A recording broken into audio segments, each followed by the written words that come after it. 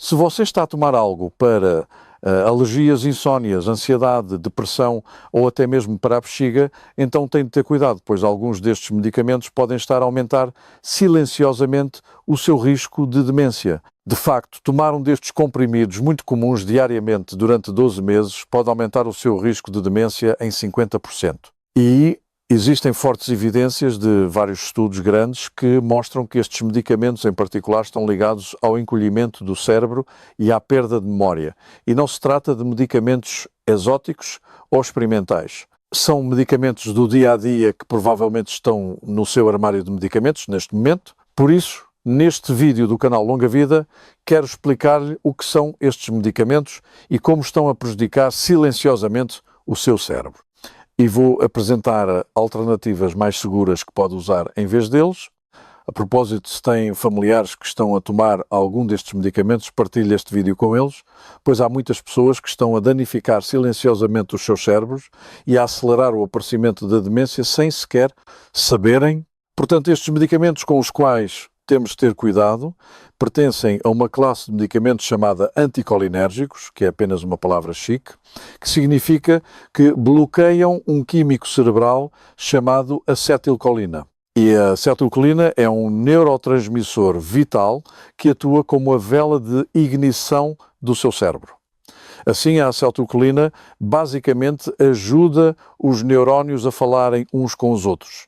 E precisa da acetilcolina para se lembrar das coisas, para prestar atenção e até para mover os músculos. Por isso, quando toma estes medicamentos por longos períodos de tempo, é como deitar areia na engrenagem do sistema de comunicação do seu cérebro. O sinal cerebral fica cada vez mais fraco ao longo do tempo e é isto que leva à perda de memória e à demência. Agora aqui está a parte importante. Os medicamentos anticolinérgicos estão presentes em muitos medicamentos comuns. Aqui estão apenas alguns exemplos. Os seus medicamentos para alergias, como o Benadryl, são anticolinérgicos. Também estão presentes em muitos soníferos de venda livre, como o Tylenol PM ou o Unisom. E alguns dos medicamentos para a ansiedade também se enquadram nessa classe. Medicamentos como a hidroxizina, que também é conhecida por nomes como Vistaril ou Atarax, e muitos medicamentos para o controle da bexiga, como o Ditropano ou o Detrol, também se enquadram nessa classe.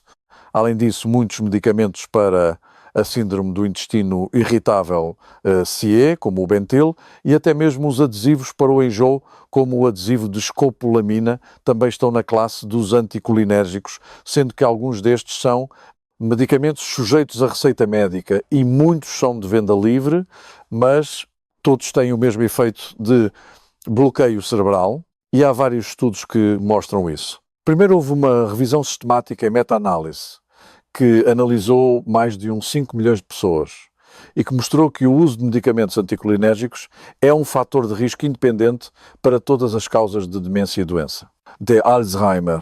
E também mostrou que uma maior exposição a medicamentos anticolinérgicos está associada a um risco mais elevado de demência. E houve outro estudo preocupante que foi uma meta-análise de 21 estudos que mostrou que o uso de anticolinérgicos por mais de 3 meses aumentou o risco de demência em média em cerca de 46% em comparação com o não. Um aumento de 46% no risco apenas por estar 3 meses a tomar estes medicamentos. E há muitos mais estudos semelhantes que mostram isto. E há um último estudo que quero mencionar, que é este da JAMA Neurology, que analisou imagens cerebrais e o metabolismo cerebral e que mostrou que o uso de medicamentos anticolinérgicos estava associado a um aumento da atrofia cerebral e da disfunção cerebral. Portanto, isto não se trata apenas de sentir grog. Estes medicamentos mudam a forma e o tamanho do seu cérebro e afetam o metabolismo cerebral. E assim que compreender o que realmente está a acontecer no seu cérebro, verá por que razão estes medicamentos podem ser tão prejudiciais se os tomar a longo prazo. A principal coisa a entender é que no seu cérebro a acetilcolina liga-se a receptores nos neurónios e especificamente liga-se aos receptores muscarínicos. e é isto que facilita a comunicação entre as células cerebrais, sendo que estes receptores muscarínicos desempenham um papel crucial no sistema nervoso parasimpático e podem encontrar luz por todo o seu corpo, não apenas no seu cérebro, mas no seu coração, nos seus pulmões e no seu sistema digestivo. É por isso que estes medicamentos são usados para reduzir os seus sintomas, como náuseas, espasmos intestinais ou uma bexiga hiperativa. Mas no cérebro, estes medicamentos bloqueiam a comunicação em áreas como o hipocampo e o córtex cerebral, que são essenciais para a memória e a cognição.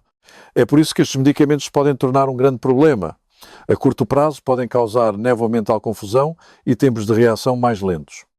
Mas com o uso a longo prazo, isto acabará por causar danos permanentes e encolhimento do cérebro. E isto é especialmente pronunciado nos idosos, porque à medida que envelhecemos, os nossos níveis naturais de acetilcolina já tendem a diminuir. Portanto, está a tomar um medicamento que reduz ainda mais a atividade da acetilcolina, está essencialmente apenas a acelerar esse declínio. O que acaba por acontecer é que está basicamente a cortar uma das principais linhas de comunicação do cérebro. E quanto mais tempo isso continuar, mais danos causará. Tendo dito isto, como lidar com a situação, não estou a dizer que estes medicamentos nunca devam ser usados. Tomar um Benadryl durante 1 ou 2 noites quando não consegue adormecer não é o ideal, mas provavelmente não faz mal. Além disso, por vezes temos de usar Benadryl para reações alérgicas graves e por vezes temos de tomar estes medicamentos para a incontinência urinária ou para a síndrome do intestino irritável, mas o que queremos evitar é tomar estes medicamentos todos os dias durante meses ou anos. E isto é especialmente importante para as pessoas que podem ter um risco mais elevado do que outras. Seriam pessoas com mais de 60 anos, pessoas que já têm problemas de memória, ou podem ser pessoas que tomam mais de um destes medicamentos anticolinérgicos ao mesmo tempo. E isso é, na verdade, muito comum. E eu, doutor Duarte Pereira, vejo isso a toda a hora na minha clínica. Uma pessoa pode estar a tomar hidroxizina ou Vistaril para a ansiedade e em seguida toma Benadryl ou Unisom para dormir e também pode estar a tomar Ditropan para o controle da bexiga. E o medicamento bloqueia um pouco da acetilcolina. Mas juntos estão, na verdade, a desligar partes importantes do cérebro e do sistema nervoso central. Portanto, eis o que deve fazer. Primeiro, vá ao seu armário de medicamentos e olhe tanto para os comprimidos sujeitos à receita médica como para os de venda livre e pesquise online ou pergunte ao seu médico ou a mim, doutor Duarte Pereira, ou ao seu farmacêutico se algum deles é anticolinérgico.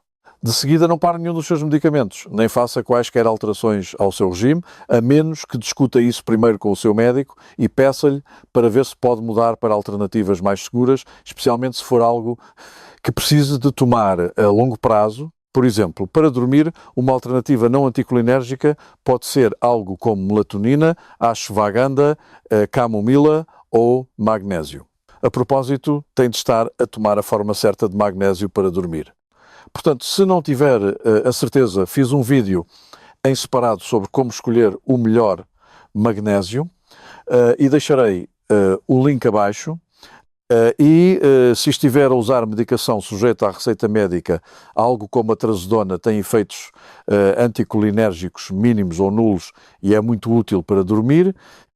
A seguir, se estiver a sofrer de alergias, então deve inclinar-se para o uso de antihistamínicos de segunda geração, medicamentos como Zyrtec, Claritin ou Allegra, em vez de medicamentos como o Benadryl, porque têm uma penetração mínima no sistema nervoso central e no cérebro.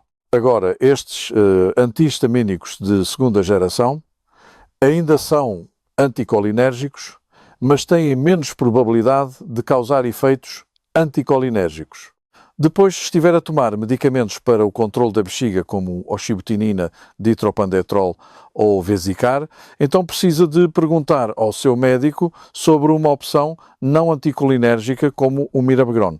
E se sofrer de CIE e lhe prescreverem um medicamento como o Bentyl, então eu falaria com o seu médico sobre alternativas como o óleo de hortelã-pimenta. E existem outros medicamentos sujeitos à receita médica que o seu médico pode escolher.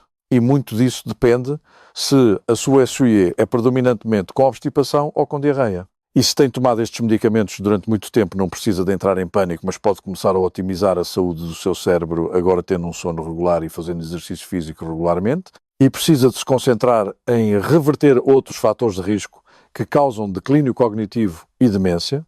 Como reverter coisas como a resistência à insulina, a tensão arterial alta ou as doenças cardíacas. A propósito, estou a trabalhar numa série inteira sobre como otimizar a saúde do seu cérebro e vou falar sobre isso nos meus próximos vídeos aqui no canal Longa Vida. Fiquem atentos a isso. Muito bem, espero que isto tenha sido útil. Mantenham-se saudáveis e vemo-nos no próximo.